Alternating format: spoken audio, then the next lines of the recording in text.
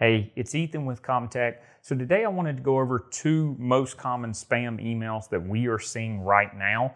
I'm going to keep this very short. I'm going to show you the examples, and then I'm going to talk very briefly about how you protect yourself or identify these emails. So the first one is very, very simple. If you know anything about us here at ComTech, we have a technician named Sage. So it looks like this email, Sage is emailing me saying, as soon as possible, I want you to update my paycheck account information. So you can see right there that it is a Gmail. That is not Sage's email. But what they're doing is very, very simple. For us, all of our technicians are on our website. Their names are listed there. So a bot has essentially went in there, grabbed all the names, created Gmails, and sends them to the management team in that person's name. But it's very easy to see that. It's very easy to recognize, hey, this isn't Sage. So just be aware of that. The robots are doing this. They do it very, very quickly. And it's nothing to be concerned about. You just need to know how to identify it. The second one, and I apologize, it's a little bit blurry, but I tried to zoom in on it so you could actually see it. What it is we got an email at support@comtechnc.com, which is our email address, but it looks like it's actually coming from ourselves. So it's coming from support@comtechnc.com. Now, what they want you to do is click on this link here. When you click on that, it'll open up a web page, and it's asking you for your Office 365 credentials in this case. And when you put those in, the phishing piece takes those passwords, and then they're into your account. So we've had a couple of instances of this recently where a client received an email, quote unquote, from themselves.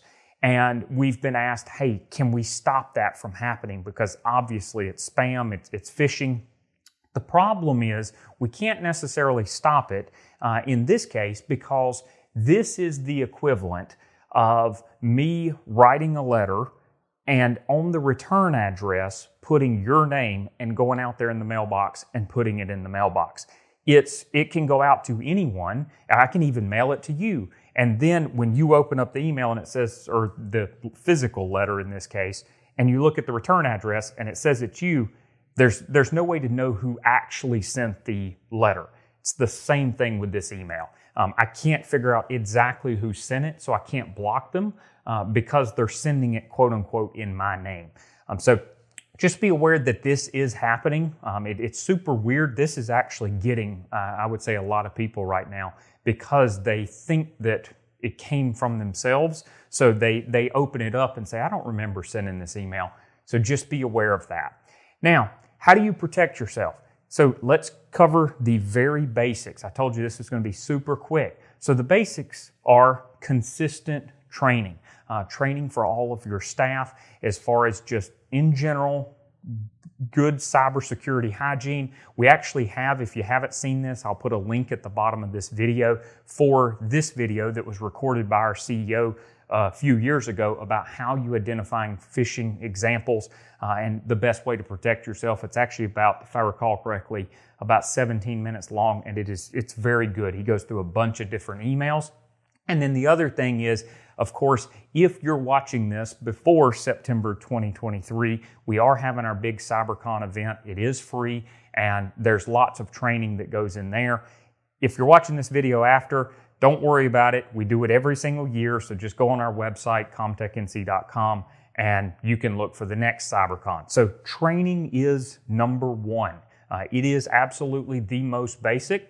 And then the second thing is add additional email security tools. I'm not going to go too deep into that one because there are a lot of different tools out there. There's a lot of things that you can do. I actually have a YouTube series on ComTech's email security system and how it works. Feel free to watch that. I'll put that in the link. That way you can at least see what tools are out there. Long story short, if you add additional email security, it can scan the files and it can remove files that are scam or spam. It can also pop up banners saying, hey, this person, this doesn't look like it actually came from Sage, that sort of thing. So there's lots of things like that, but those are the two that I have for you today. two emails and two different ways to protect yourself. If you have any questions whatsoever, feel free to leave a comment, or if you visit our website, we'll be more than happy to talk to you. Have a great day.